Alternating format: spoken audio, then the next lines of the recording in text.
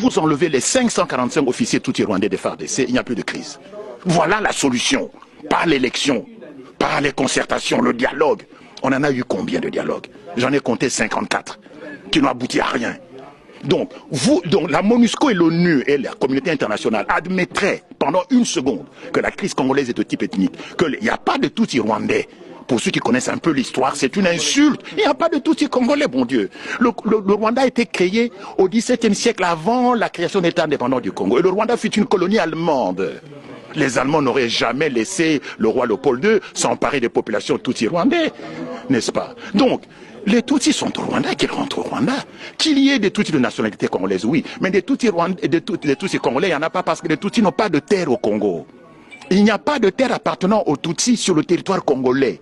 De même qu'il y a des Congolais qui habitent en Belgique, il y a des Balouba, des Bayansi, des Batété qui vivent en Belgique, mais il n'y a pas des Batété la belge, il n'y a pas de Balouba belge, parce que nous n'avons pas de terre ici, nous n'avons que la nationalité.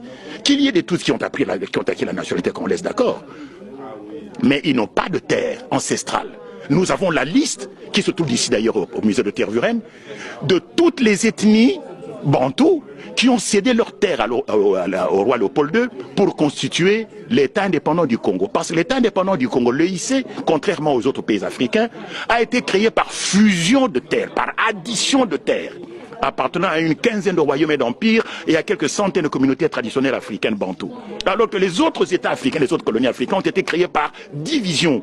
Nous, c'est par fusion, par addition des terres. Et quand vous regardez les gens dont on a additionné les terres, il n'y a pas de terre de Bami Tutsi rwandais. Il n'y en a pas. Et donc, ceux qui prétendent, les gens qui écrivent ici dans les médias, il y a une consoeur journaliste du soir qui parle de Banyamulenge et des Tutsis congolais. Mais c'est du n'importe quoi. Madame Cross. Je ne cite pas de nom, c'est même pas elle là d'ailleurs. Il y en a même une qui est beaucoup plus âgée qu'elle, qui raconte n'importe quoi sur... Je vois oui, bien sûr. Donc, il n'y a pas de Tutsis congolais. De même qu'il n'y a pas de Batété là, belge. Donc, la guerre du Congo vient du fait que les Tutsis veulent créer au Congo, au dépend du territoire congolais, un Tutsi-land, un foyer national Tutsi, où ils vivraient en population majoritaire, où ils seraient plus exposés à un risque de génocide. Et ce territoire, ils veulent le prendre où? Au Kivu. C'est pour ça que le Kivu n'a pas été impliqué dans la réforme administrative. Toutes les autres provinces ont été découpées, sauf le Kivu. Et puis on nomme qui? On nomme Azarès Roubert, un Tutsi rwandais, comme ministre de la décentralisation. Tiens. Mais ça se voit comme le nez au milieu de la figure. Il y a un plan rampant de balkanisation du Congo et de la création du Tutsi-land.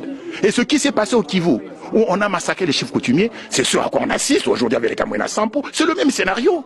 Donc la crise congolaise est de type ethnique. Et le reconnaître, ce n'est pas faire preuve de tribalisme, c'est en finir une bonne fois pour toutes avec le mensonge et l'hypocrisie.